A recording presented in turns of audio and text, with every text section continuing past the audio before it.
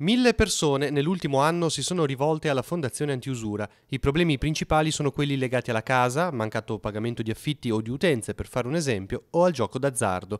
Il compito della Fondazione non è solo quello di dare un aiuto economico, principalmente è ascoltare e fare in modo che questi soggetti inizino un percorso di cura. Solo in seguito si arriva all'erogazione di un contributo. I nostri prestiti sono stati circa il 19% in più rispetto allo scorso anno e complessivamente noi abbiamo aiutato le persone e le famiglie in difficoltà per circa 1.980.000 euro all'incirca.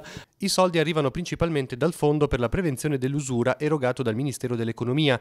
Nel 2018 sono stati stanziati 19 milioni di euro a favore di circa 250 enti italiani. La cifra deriva dalle sanzioni per il mancato rispetto delle norme antiriciclaggio e valutarie.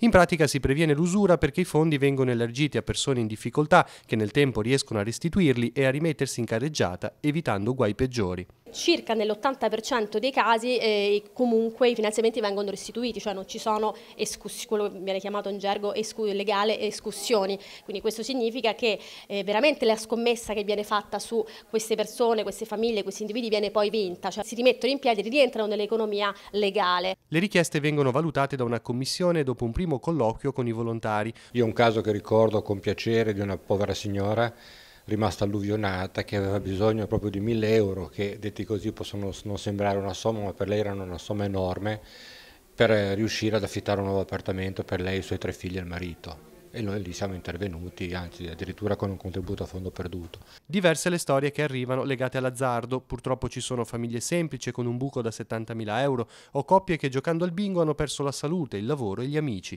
In fondazione però si può ritrovare la speranza. Perché non ne puoi fare a meno di giocare e quindi qualche persona che ha cominciato a uscire da questa dipendenza mi ha detto che gli è sembrato di rinascere.